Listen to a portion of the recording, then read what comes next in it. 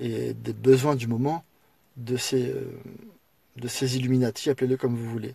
Alors, comme je vous l'ai dit, on voit bien aujourd'hui que la complosphère s'est réveillée.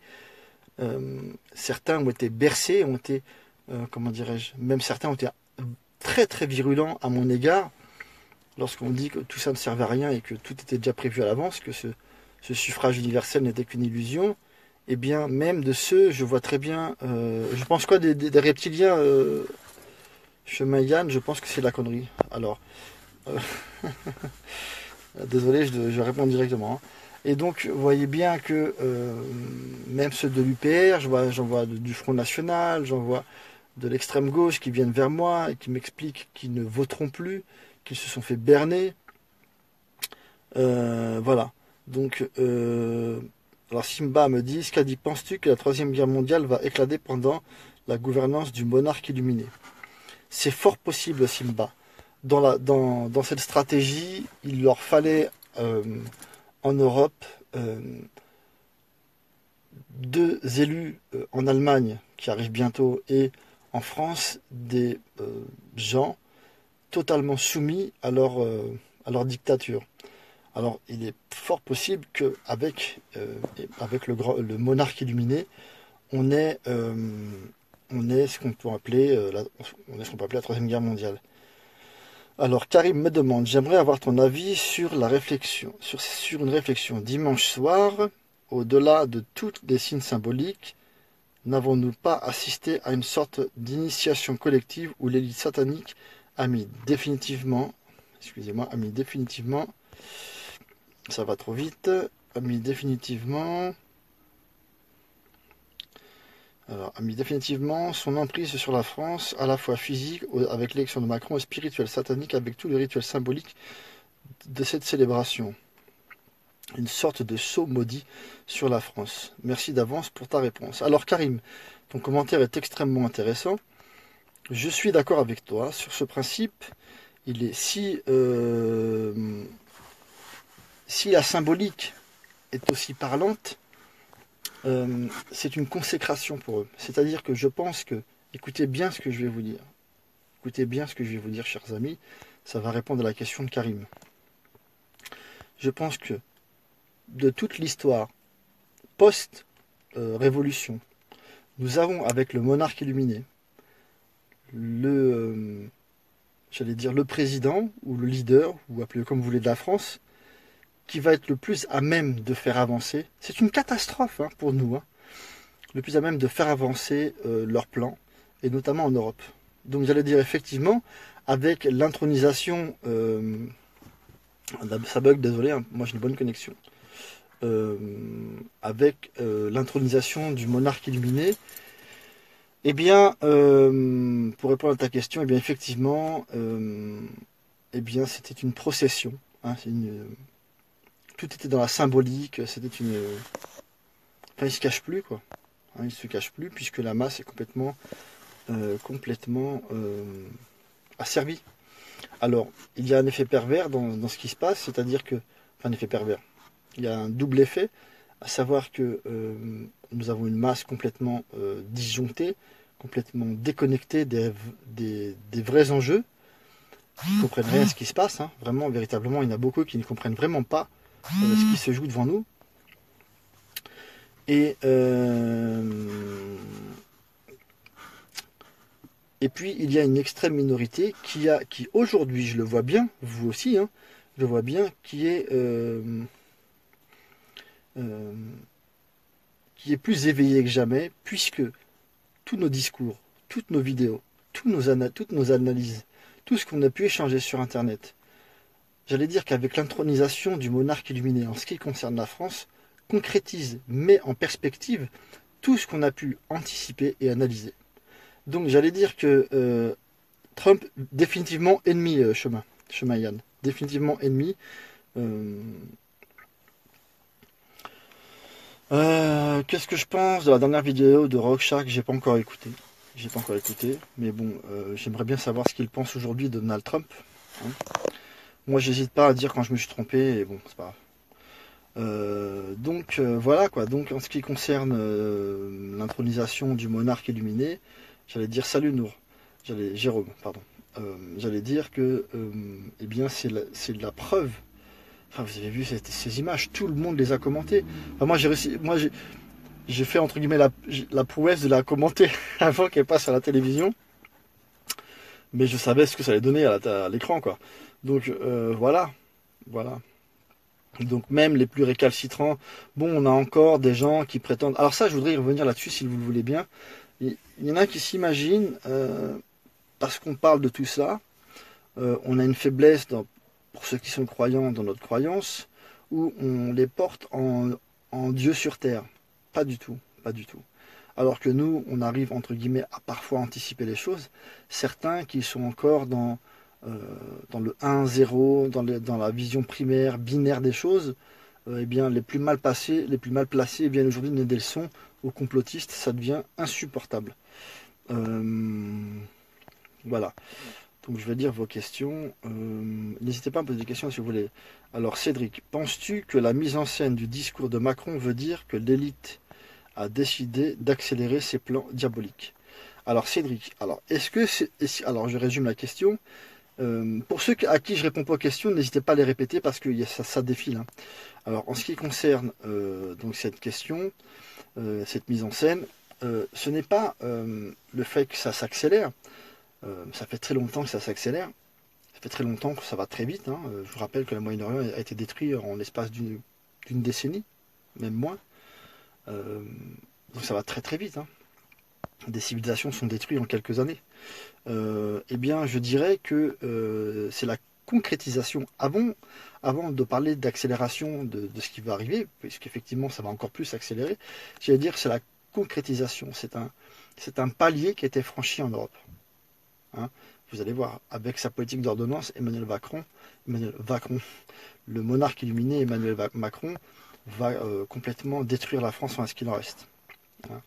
Alors, que penses-tu de la situation d'Algérie politique et économique? Bah écoute, je suis peut-être un peu mal placé pour parler, mais je pense que l'Algérie résiste un petit peu, mais ce sera que de courte durée, hein. Bonsoir Scadi. Alors ça c'est Henri Gonzalves. Bonsoir Scadi. Il y a bientôt des élections en Iran. Ne crois-tu pas que cela aura une incidence sur la Troisième Guerre mondiale? Je pense que l'Iran a tenté, par les précédentes élections, l'Iran a tenté d'avoir une politique, j'allais dire, de normalisation, un peu à l'image de la Russie. La politique de l'Iran, surtout en matière internationale, est calquée sur le modèle russe, hein. Et donc j'allais dire qu'ils ont tenté un visage politique qui aurait pour but de normaliser ses relations avec les États-Unis. Ça a eu un début, mais vu que Donald Trump aujourd'hui est asservi à cette élite mondialiste, je pense que effectivement ça aura des conséquences sur la Troisième Guerre mondiale, à savoir de l'accélérer, puisque je pense qu'ils vont avoir un régime beaucoup plus fort, beaucoup plus dur. Je pense que le peuple iranien va se replier sur lui-même et va afficher un discours beaucoup plus agressif, en tout cas défensif, peu importe, tout dépend de quel point de vue vous vous mettez, à l'égard de l'Arabie Saoudite, à l'égard des États-Unis et à l'égard d'Israël. Voilà. Donc je pense qu'on va revenir aux années de Ahmadinejad, voire pire. Ok. Donc je pense qu'effectivement l'élection en Iran va avoir comme conséquence un régime iranien plus dur, plus militarisé et beaucoup plus radical. Voilà. Abstention, ok, Asselineau, foutu. On fait quoi? Bah, essaye déjà, Fabien. Qu'est-ce que tu peux faire? Déjà, déjà de t'émanciper personnellement, hein, d'essayer de comprendre les choses personnellement. Je pense que la solution collective n'existe pas dans ce caïlouga, dans cette période de fin des temps. C'est utopique. Les dés sont jetés. Mais bon, leur victoire est de courte durée, hein, pour ceux qui connaissent l'eschatologie.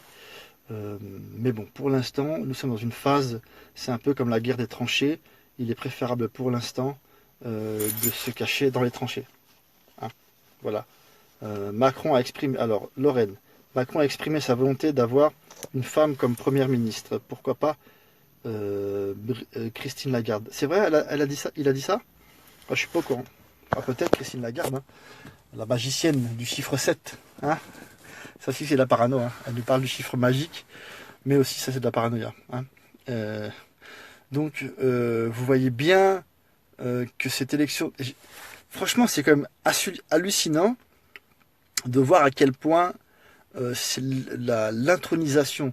C'est même pas l'élection d'Emmanuel Macron, c'est ce Macron devant la pyramide. Ça met un coup de décharge dans la complosphère. C'est-à-dire que je le vois bien, je suis très observateur, je le vois, je lis ce qui s'écrit, j'écoute les vidéos de tout le monde, etc. Et je vois bien que pour la plupart qui s'étaient un petit peu prêtés au jeu de ces élections, voient bien que la machine est tellement puissante qu'il est préférable d'avoir une position d'émancipation euh, individuelle, pas individualiste, ou alors en petit comité, et pas avoir des visions utopiques. Là aussi, l'UPR, je vois qui parle des législatives, mais ce sera le même bazar. Hein. Alors, est-ce qu'on peut espérer un été tranquille? Non, Omar. Non, on aura un été très, je pense, hein, un été très mouvementé. Ok. Quel est le rôle de la Corée du Nord pour la Troisième Guerre mondiale? Ça, c'est Ben Saïd qui me dit ça. Alors, Ben Saïd, pour moi, la Corée du Nord, ça sert de zone tampon entre la Chine et les États-Unis. Et le Japon aussi. Donc, ça peut servir de détonateur. Alors, Simba, à ton avis, ce qu'a dit, quel sera le prochain pays qui sera frappé par ces élites sataniques? J'en ai vraiment aucune idée. Euh, je ne sais pas du tout. Je ne sais pas du tout. J'avais envisagé l'assassinat de Bachar el-Assad. Ce sera peut-être une guerre régionale entre l'Iran et l'Arabie Saoudite, ou peut-être un pays allié de l'Iran et un pays allié de l'Arabie Saoudite. Peut-être qu'on va voir le Yémen s'enflammer encore plus qu'il ne l'est aujourd'hui. Je ne sais pas, mais je sais que, je l'ai dit, avec l'élection de Donald Trump, on va avoir un nouveau genre de guerre, comme à l'élection d'Obama, on a eu un nouveau genre de guerre, comme à l'élection de George Bush, on a eu un nouveau genre de guerre. Comprenez, chaque fois, ce sont des phases. Hein, tout ça est bien calculé, mais bon, pour certains, on est parano, on est débile, on n'a rien compris.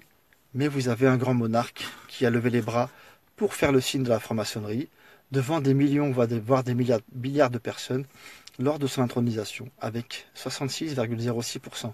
Alors, il faut savoir que le ministère de l'Intérieur a arrondi le chiffre d'Emmanuel Macron à 66,10, 1,1. Mais c'est de l'arrondi. Hein. Lorsque vous êtes levé le lendemain matin de l'élection du monarque illuminé, vous avez bien vu le chiffre qui avait été annoncé, et c'est celui-là qui nous a tous marqué, c'était 66,06. Tu penses quoi du site Stop Mensonge? Je connais pas trop. Je ne connais pas trop. Alors, Nathan Ciel me demande, ne pensez-vous pas que le problème des gentilshommes, nous qui cherchons humblement la vérité, est souvent de vouloir réformer ou améliorer le système au lieu de le laisser s'accomplir jusqu'à la fin prochaine? Destruction annoncée, Armageddon. Ben, je pense comme toi, Nathan. Nathan, je pense que certains se fatiguent à vouloir changer les choses. Ce n'est pas mon cas. À titre personnel, je pense que nous sommes dans une phase où il est inutile de chercher une solution collective. Nous sommes très peu à comprendre ce qui se passe, même si parfois on se trompe. Hein. Moi, connais-tu la table ronde des citoyens? Non. Ce qu'a dit, c'est pourquoi la Troisième Guerre mondiale? Je ne sais pas, Achille. Aril Sherpa. Ah, vous avez des noms des fois. Alors, Chemin Yann me demande, mais pourtant beaucoup disaient que l'élection de Donald Trump signait la fin de l'élite illuminée.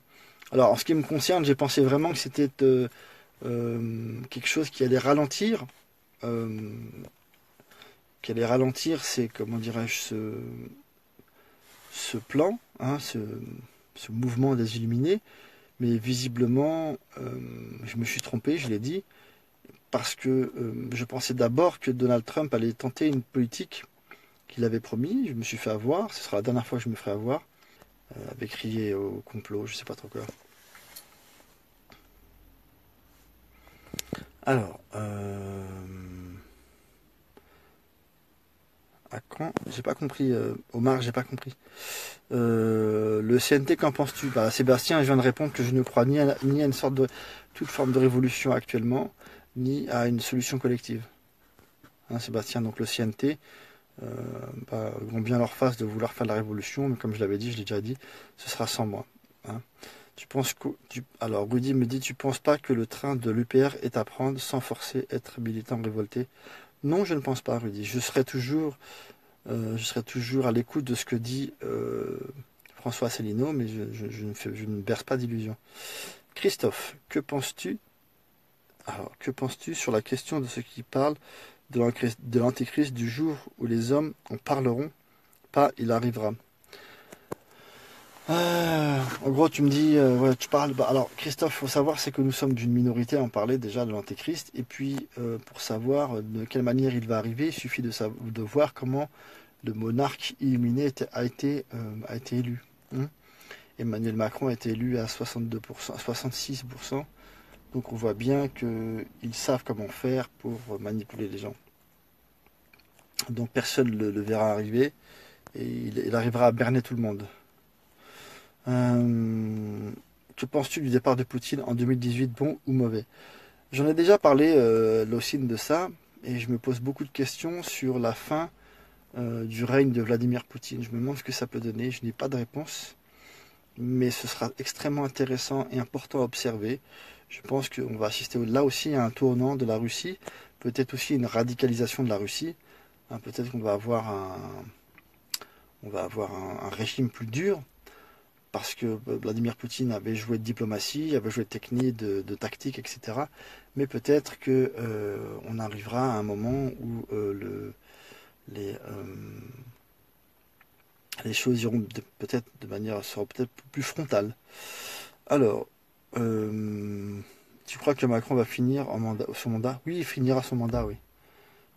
Je pense que Macron finira son mandat. Euh, c'est mon avis. Hein.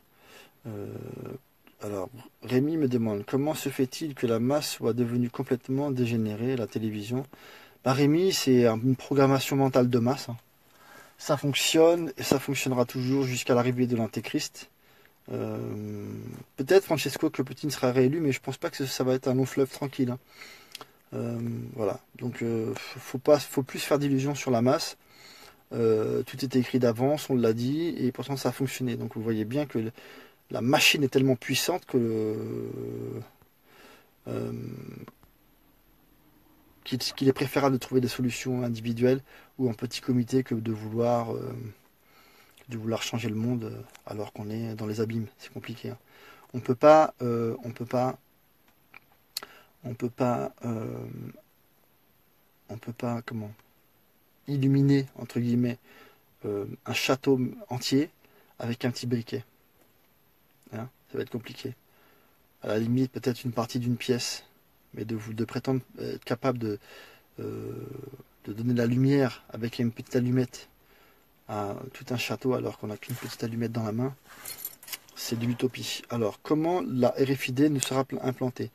Bien, comment la RFID nous sera implantée? Eh bien, comment ils ont fait pour nous imposer les banques? Comment ils ont fait pour nous imposer Internet? Comment ils ont fait pour nous imposer la carte bleue? Comment ils ont fait pour nous imposer les supermarchés? Comment ils ont fait pour nous imposer les vaccins? Enfin, c'est toujours pareil. Hein, l'envie devient un besoin, devient une nécessité, devient. Enfin, ils ont toutes sortes de stratégies. Si demain on vous dit que si vous ne mettez pas cette puce, vous ne pouvez plus travailler, vous ne pouvez plus vous déplacer, vous ne pouvez plus vous soigner, vous ne pouvez plus vous loger, etc. Eh bien, tout le monde va la mettre avec plaisir. Vous comprenez? Donc, il suffit pour eux de fabriquer la route. Et puis tout le monde marchera comme des beaux marcheurs, hein, c'est le Walking Dead comme on dit maintenant. Hein, ok, donc ce sera très facile pour eux d'imposer cette RFID. Donc le jour où, par exemple, même si vous savez que cette carte bleue est imposée, qui aujourd'hui ne possède pas de carte bleue? Qui aujourd'hui ne possède pas de téléphone portable? Qui aujourd'hui ne va pas dans les supermarchés? C'est civilisationnel. Ce n'est pas qu'une idée comme ça. Dès lors qu'on aura une civilisation qui se prêtera à cette puce RFID, elle s'imposera par elle-même. Tout simplement. tout simplement. Oui, je pense, c'est possible à ce qu'Omar, que Bachar el-Assad va se faire assassiner. Je l'espère pas parce que ce sera véritablement cataclysmique. Mais bon, c'est... Alors Fab, penses-tu que le peuple français ait subi du MK Ultra pour les élections présidentielles? Je ne pense pas que ce soit du MK Ultra. Je pense plus à de manipulation de masse. Et puis c'est toute une stratégie qui est mise en place depuis la Révolution française, hein. Euh, oui, c'est vrai qu'il nous oblige à rien, Diane. C'est à cause de nous. Tu as raison. Sébastiano me demande, envisages-tu le survivalisme comme futur échappatoire? Alors, si tu veux, je peux répondre à la question. Il y a un des signes qui me ferait fuir Paris. Ce serait une première bataille frontale, hein, entre les États-Unis et la Russie. S'il y a une bataille, n'importe où sur Terre, de telle sorte à qu'on dise que l'armée américaine et russe se sont affrontées ouvertement avec leurs avions de chasse, avec leur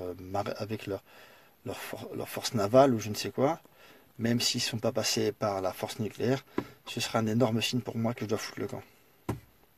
Parce que ça marchera par palier, je ne pense pas qu'ils passeront directement par l'arme nucléaire, mais l'arme nucléaire, ou en tout cas les armes du futur, qui feront en sorte que ces deux pays vont se faire énormément de mal, et l'autodestruction, et je vois la destruction, enfin pour moi j'estime que les États-Unis seront détruites, eh bien cette bataille directe, même de faible portée, de faible puissance, me ferait dire que je dois quitter Paris. Voilà, je pense que j'ai répondu à la question. Nathan, croyez-vous qu'une élite d'initiés issus de la même tradition primordiale qu'un René Guénon par exemple existe pour contrer le dark élite ésotérique des puissants? Je ne sais pas. Alors Lorraine, Scadi, que penses-tu à la découverte de The Economist de 1988? Ils annoncent une monnaie mondiale pour 2018. C'est pas impossible, hein, 2018 ça me paraît un peu court parce qu'il y a des conditions auxquelles on doit répondre, mais c'est pas impossible. Peut-être déjà, Lorraine, peut-être une monnaie un peu virtuelle qui permettrait de passer outre le dollar qui va connaître une chute phénoménale. Donc pourquoi pas dans un premier temps une monnaie réservée au marché, puis qui s'imposerait dans le réel. Je sais pas. Peut-être, c'est possible. Pourquoi penses-tu que les USA seraient détruits? Parce que c'est leur destinée, ouais, Jérémy. Je pense que les USA ont tellement fait couler de sang qu'ils ne survivront pas, en tout cas comme ils sont aujourd'hui, ils ne survivront pas, comment dirais-je? Pour moi, vous savez, les États-Unis, c'est un petit peu le prolongement de ce qu'a pu être l'Allemagne. J'allais dire qu'avec un discours de liberté, etc., les États-Unis, c'est cette Allemagne qui séduisait les peuples, mais qui faisait couler du sang, notamment du sang juif. Donc aujourd'hui, c'est du sang musulman. Donc on a bien vu comment Berlin était rasé, hein, et aujourd'hui, elle est complètement esclave. L'Allemagne est esclave des États-Unis. Hein. Donc je pense que s'il reste quelque chose des États-Unis après cette Troisième Guerre mondiale, elle sera, pardon, totalement esclave de ce nouvel ordre mondial. Il ne restera rien, à part un peuple d'esclaves, même voire quasiment plus de peuple. Salut Scadi, connais-tu la série Monsieur Robot? Non, je connais pas. Que penses-tu du centenaire? Alors Lisa, que penses-tu du centenaire de Fatima, du grand événement devait se produire? J'ai encore piqué la question. RMC découverte. Ça. Je ne suis pas au courant. Des lieux à conseiller si tu passes en mode survivaliste. L'Afrique. L'Afrique. Vraiment, si tu passes en mode survivaliste, va en Afrique.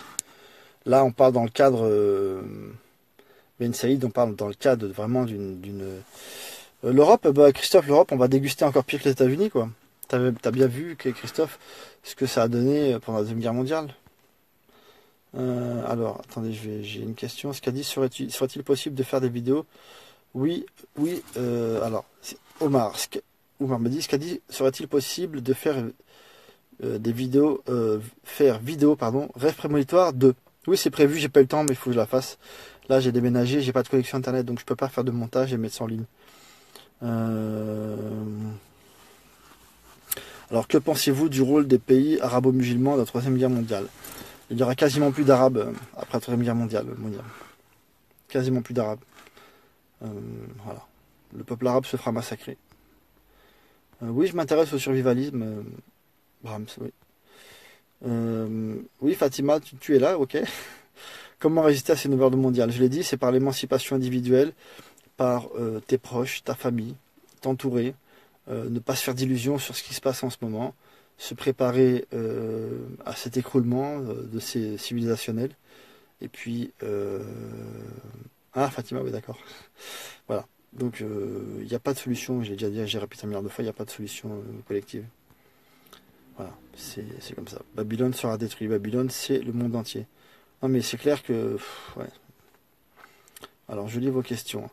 Donc, Poutine est-il franc-maçon? Je sais pas.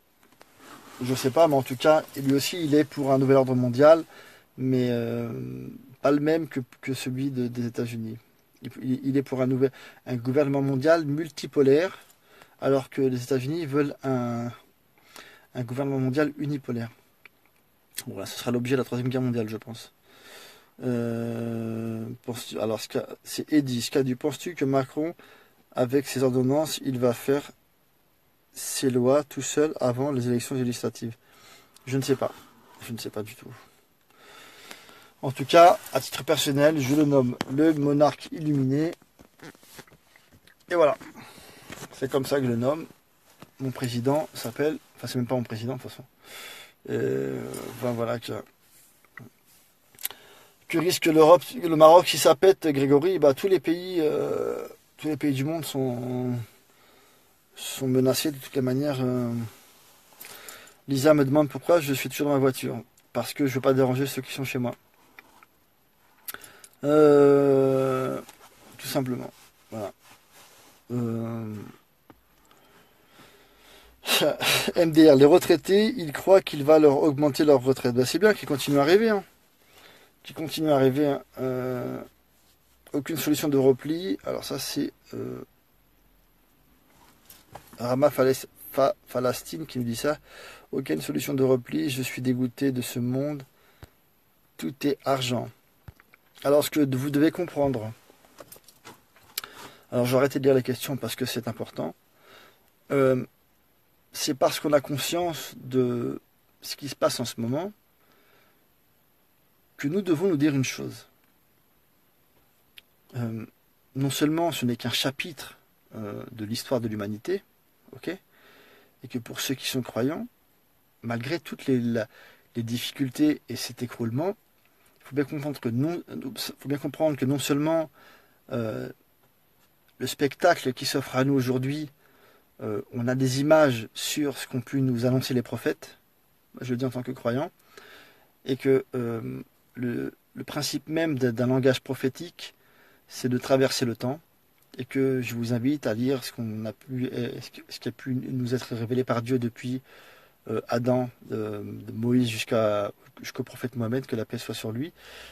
Eh bien, malgré le fait que nous assistons à une destruction, en tant que juif, en tant que chrétien, en tant que musulman, mais même en tant que, je sais pas, hindouiste, au fait que chaque religion ont leur eschatologie, eh bien, parce que tout ça vient de la même source, hein, même si certains textes ont été travestis, ont été touchés, ont été modifiés, mais toutes ces prophéties ont été annoncées, alors que même si vous voyez la destruction du monde en face de vous, non seulement ça va raffermir votre foi, cette foi vous permet d'encore mieux comprendre ce qui se passe autour de nous, et le fait de mieux comprendre ce qui se passe autour de nous vous renforce encore une fois votre foi, encore plus votre foi, pardon. Donc j'allais dire que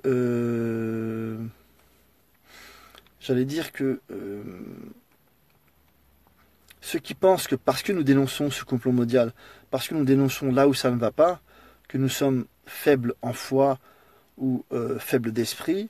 Bien au contraire. Bien au contraire. Euh, alors que pour l'immense majorité des gens, euh, ils pensaient que c'était normal d'aller voter, lorsque par cette grille de lecture, et parce que on le sait que on est dans une destruction de ce monde, eh bien, il était inutile d'aller voter. Eh bien, certains ne comprenaient pas notre positionnement. D'accord? Et il y a plein de choses comme ça. Il y a plein de choses comme ça. Donc, plein d'événements qu'on peut anticiper, vous et moi.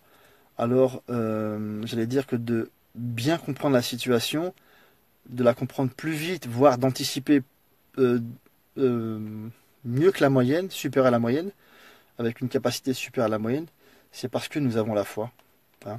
Nous avons la foi, déjà en nous-mêmes, et puis voilà, ok, puis en Dieu, en tout cas en ce qui me concerne. Donc le fait de dénoncer le piège du diable, puisque derrière tout ça c'est le Shétan, c'est le diable, et avec son enfant l'antéchrist dans pas longtemps, eh bien le fait de dénoncer tout ça, ça, euh, ça ne fait que renforcer notre foi, et ça nous permet de donner un sens à ce qui nous arrive. Sinon, eh bien, certains ne pensent qu'à manger, dormir, aller jouer au foot, aller regarder des matchs de foot à la télévision, se gaver, etc. Donc, au contraire, continuer à chercher la vérité, puisque aujourd'hui, il est normal de dénoncer le mensonge, puisque le mensonge règne en maître en ce moment. S'il y avait un être digne de foi, guidé par Dieu, et qui agirait pour le bien de l'humanité en toute équité, eh bien, je serai le premier à en parler tous les jours et je serai le premier à le soutenir et même à le rejoindre, pourquoi pas. Donc, si aujourd'hui on est occupé à dénoncer tous ces complots, euh, tout ce qui se passe, c'est symbolique, tout ce qui se passe autour de nous, c'est parce que c'est ce qui nous entoure, c'est ce qui prédomine ce monde. Donc, on ne va pas nous reprocher de dénoncer la médiocrité du monde alors que cette médiocrité est omniprésente. Ok? Donc je vois bien que certains pensent être intelligents en le traitant de complotiste. Eh bien, je dis à ces gens, continuez de dormir, continuez de vous renfermer sur vous-même, continuez de ne pas parler aux autres communautés. Surtout, il y a beaucoup de musulmans qui sont comme ça, hein, je le dis. Continuez à être renfermés sur vous-même, à penser que vous êtes porteur de vérité. Nous, on ne dit pas qu'on est porteur de vérité, on dit qu'on cherche la vérité. Et seul Dieu a la vérité ultime. D'accord? Donc arrêtez de vous prendre pour des prophètes, vous êtes loin d'être des prophètes. Là, je parle à ceux qui donnent des leçons de foi, voilà. Hein, ok? Donc vous êtes ni des prophètes, ni des philosophes, ni des savants en religion. Donc revenez sur terre et allez manger vos pizzas. Je vous l'ai dit, je serai sans pitié avec cette masse zombifiée, hein, qui ont transformé la religion en une équipe de foot ou en mouvement matérialiste, hein, avec des mots de religieux. Hein. Ils commencent à me ressortir par-dessus tous ces gens. Les agnostiques, d'un point de vue, je respecte tout le monde, hein, moi, chacun croit en ce qu'il veut. Hein. Je ne suis pas de ceux qui veut imposer j'ai mes croyances et je suis ouvert à tout le monde. Et je suis ouvert à la discussion, sinon je ne ferai pas ce type de vidéo. Donc tu es libre d'être agnostique si tu veux. Alors Fatima, merci et bravo pour ce live, mais j'ai du mal à espérer. Non, il faut toujours espérer. Faut toujours espérer. Hein. C'est-à-dire que, comprenez bien. Je sais pas comment tu fais. Alors, c'est qui c'est qui me dit ça, Lisa? Je sais pas comment tu fais, mais à chaque fois que je me plonge dans des périodes de recherche, je suis à deux doigts de déprimer. Il faut pas, Lisa. Il faut pas. Il faut pas, au contraire. Écoute, Lisa, j'allais en parler. Écoute. Tu veux mon point de vue, Lisa, je vais te le donner. J'espère que tout le monde va être attentif. Écoute bien. De rien, Fab, de rien. Écoute bien, Lisa. Lorsque je vois un président élu à 39 ans, on dirait que le type, il est orphelin. Hein, le monarque illuminé. Euh, Son prénom est l'anagramme du monarque. Il fait carrément une procession satanique devant des milliards de personnes. Il est élu à 66,06%. Donc, ces gens pensent régner en maître sur Terre. D'accord? Eh bien, au lieu de déprimer, Lisa, tu devrais te dire, voilà des signes pour celui qui veut réfléchir. Vois cette masse zombifiée, Lisa, vois cette masse zombifiée et dis-toi à quel point toi, tu as peut-être un cœur assez ouvert, une âme assez... là par contre, on ne peut pas être lumière. Euh, tu as une âme assez lumineuse pour comprendre que quelque chose cloche. Donc, lorsque tu comprends cette machinerie, Lisa, au lieu de déprimer, ça devrait te renforcer, émotionnel, etc. Mais qu'est-ce qui m'a dérangé chez Meta TV Chemin? Eh bien, ils ont pris le chemin, mais alors Topa, je sais pas ce qu'il a, je sais pas depuis quand il est comme ça, peut-être depuis toujours, je le connais pas, mais justement, au lieu justement des gens qui pensent avoir une vision alternative du monde, finalement, eh bien, ils prennent une pièce, un Meta TV, c'est le type de mouvement de pensée, Thierry Messant, égalité et réconciliation. Ils prennent une pièce, vous savez, eh bien, c'est comme si c'était une pièce qui était sur la table. D'accord, écoutez bien, c'est une pièce qui était sur la table. Euh, et puis, ce sont des gens qui ont compris le message qu'il y avait sur le côté de cette pièce. D'accord. Alors, pour l'immense majorité des gens qui ne comprennent pas ce que veut dire cette pièce qui est sur la table, pour eux c'est foutu. Mais des gens comme Meta TV, Égalité et Réconciliation, dès lors qu'ils ont compris le message qu'il y avait sur cette face, eh bien ils ont eu le courage, contrairement à l'immense majorité des gens, ils ont eu le courage de soulever la pièce. Ils ont vu l'autre côté de la pièce. Et c'est ça qu'ils ont pris comme paradigme. Ok? Donc, et oui, effectivement, ils ont eu le courage de soulever la pièce. Mais finalement, de prendre l'autre côté de la pièce, donc c'est le message inverse, on va dire, donc c'est côté pile, côté face, hein, le revers du médaillon, j'arrive pas à parler. Eh bien, en pensant être de l'autre côté du médaillon, eh bien c'est là qu'ils avaient accès à la vérité. Mais en fait, l'autre côté du médaillon, ça n'est que l'écho, ça n'est que le contre-paradigme qui va encore plus mettre en lumière le côté qui était visible. Donc ils ont fait qu'une partie du chemin. Alors qu'en réalité, le bon positionnement, je dis ça pour Meta TV, pour Égalité et Réconciliation, les Thierry Messant, etc. Pour ceux qui sont, je m'en fous, ils pensent à ce qu'ils veulent, ils pensent ce qu'ils veulent. Le bon comportement, ça aurait été la chose suivante. Cette pièce n'a aucune valeur. Elle a beau être de couleur dorée, elle n'a aucune valeur. Pour vous prouver qu'elle n'a aucune valeur, je vais vous décrire le côté pile et le côté face. Et je vais les mettre face à face. Et en les mettant face à face, je vais vous montrer que ces deux côtés de la pièce marchent dans la même direction. À savoir de donner une importance à cette pièce qui est sur la table. Alors que le chercheur de vérité, il prend cette pièce et la balance, il dit ça n'a aucune valeur. C'est un peu l'époque d'aujourd'hui. Je ne sais pas si j'ai été clair, je suis parti dans mon délire. Je ne sais pas si j'étais clair, mais... alors, Bram me dit, c'est beau ce que tu as dit, je me sens différent aussi, et me réconforte d'avoir l'esprit ouvert et lucide. Ben, reste comme ça, Bram. Il faut rester comme ça.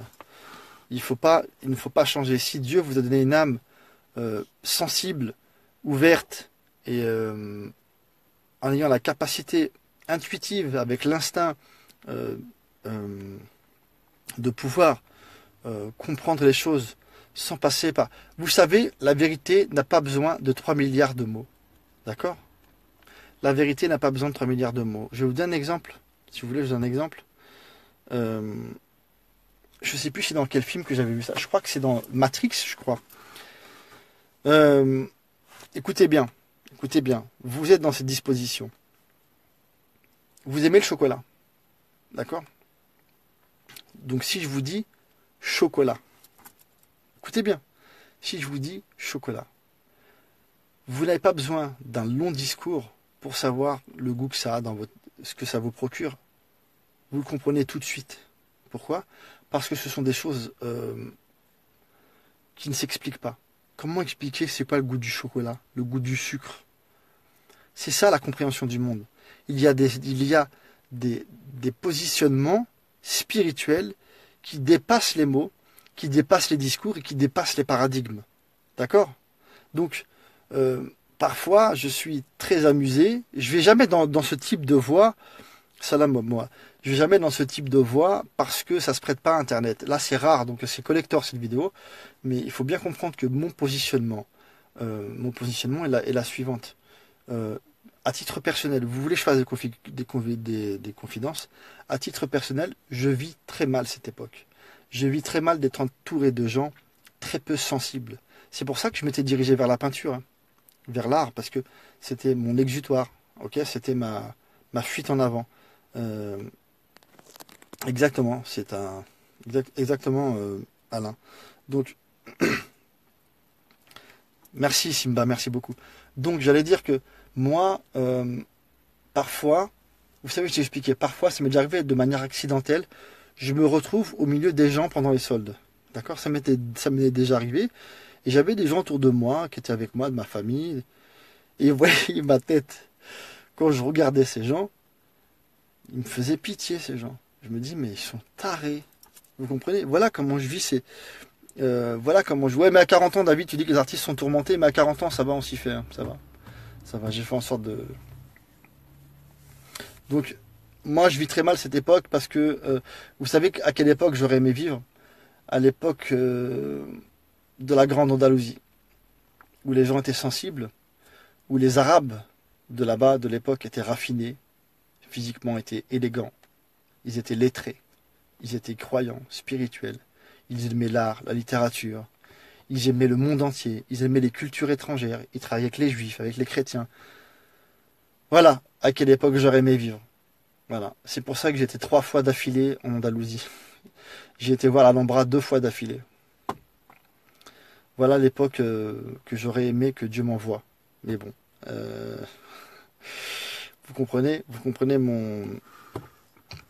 Donc voilà où j'aurais aimé vivre. Donc aujourd'hui, qu'on ait ce grand monarque. Enfin, peut-être que je ferai de temps en temps des vidéos où j'expliquerai de ma vision du monde. C'est vrai que j'en parle jamais, mais parce que c'est difficile de parler de soi, hein. C'est difficile de parler de soi. Ah ouais, El Andalus, ouais. Ah oui, El Andalus. Et j'aime beaucoup les Espagnols du Sud. J'aime beaucoup cette région. J'étais 4 années d'affilée, hein. 3 ou 4 années d'affilée, je sais plus. Donc voilà. Donc aujourd'hui, nous sommes dans une époque. Oui, je pense, à titre personnel, David, je pense que rien ne nous est imposé, tout a été choisi par nous-mêmes, hein, par notre âme. Donc, David nous demande, avons-nous été choisis à cette époque, choisis d'être à cette époque? Genre, est-ce que c'est nous qui avons choisi d'être à cette époque? Je pense que Dieu n'impose rien. Donc, c'est une épreuve pour nous euh, d'être dans une époque aussi médiocre, aussi peu sensible, où les gens pourraient pousser le pied d'un SDF parce qu'il lui gêne à passer, où la vieille dame qui voit une femme voilée avec son chien, eh bien, regarde la femme voilée de travers pour qu'elle puisse laisser passer son chien de merde qui gueule comme un con. Enfin, vous voyez, on est dans une époque, vous comprenez? Donc, où les mecs jouent les humanistes et puis jettent 3 kilos de pain par mois, hein. Ça joue les humanistes et puis ça jette 3 kilos de pain à la poubelle par mois, hein. Vous comprenez?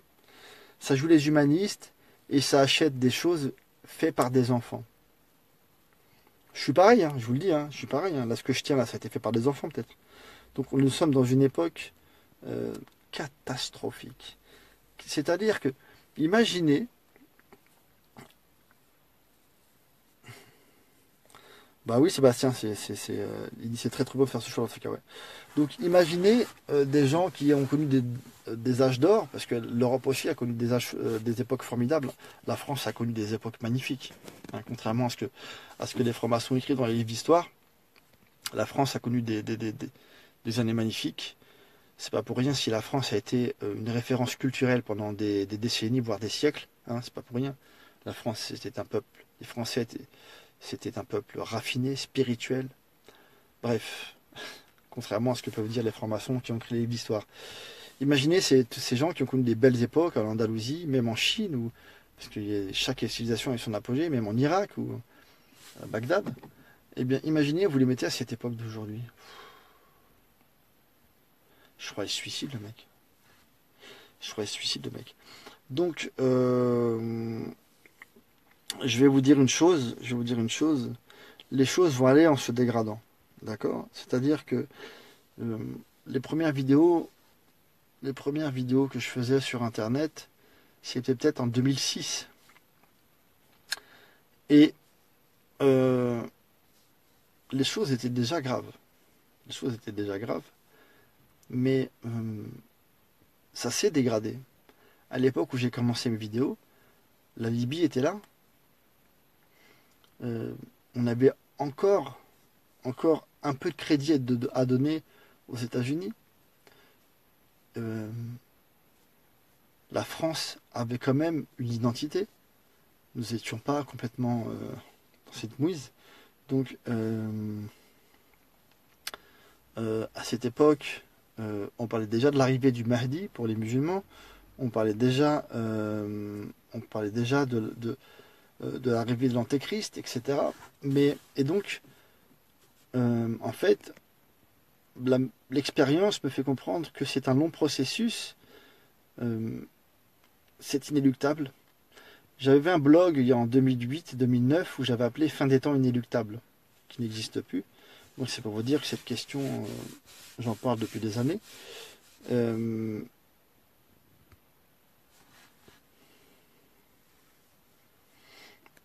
alors, alors Dan me dit, tu es usé de corps parce qu'il se passe, mais que ton âme est belle, frère. Je ressens ton désarroi. Ouais, moi, je suis pas dans le Dan, sincèrement, je suis pas dans le désarroi, je suis pas dans le défaitisme. Je suis, en tout cas, honoré, si je peux parler comme ça. Je suis honoré que Dieu me permet de voir son dessein. Voilà, de voir son dessein, parce que je vous le garantis, hein, je vous le garantis que et je vais vous expliquer un truc. Tout à l'heure, j'étais à Lidl, hein. Et oui, à Lidl, oui. Je vais faire mes courses à Lidl. Euh, Il y avait une femme voilée, une Turque, il me semble. Et puis derrière elle, il y avait deux dames non voilées. Bon, normal, quoi. Non, deux dames non voilées, bref. Qui étaient évidemment pas musulmanes. Et j'entends une vieille dame française de souche dire à l'autre dame, écoutez bien, en parlant de cette femme voilée, écoutez bien. C'est une femme après tout, quand même. Ça reste une femme. Comment ça reste une femme? C'est-à-dire que cette vieille dame, pensait être humaine et avoir une valeur morale en disant à une tierce personne qu'elle gardait son côté humain malgré le fait qu'elle ait son voile. Alors que c'est une vraie saloperie de dire ça. C'est une vraie saloperie. Mais t'es qui pour juger les gens? T'es qui pour dire ce qu'il y a de bien et ce qu'il y a de mal? T'es qui pour dire ce qu'on doit valider, ce qu'on ne doit pas valider? Comme si que la position de cette femme de porter un fichu sur la tête était malgré tout, ne la sortait pas de l'humanité. On en est là aujourd'hui. Donc, même ces gens qui sont dans cet état d'esprit sont dans une médiocrité, mais comme jamais l'humanité n'en a connu. Vous comprenez? Donc l'immense majorité qui a élu ce monarque illuminé sont dans une médiocrité irréversible. C'est irréversible. D'accord? Donc, l'élection du monarque illuminé, Emmanuel Macron, est un cataclysme pour la France, est un cataclysme pour l'Europe, et c'est un cataclysme pour le monde. D'accord? Sachez que la France a eu un rôle primordial pendant des siècles, et aujourd'hui, elle est destinée à mourir à l'image de tous ces pays qui ont eu une forte influence sur le monde et sur une influence positive sur le monde. La France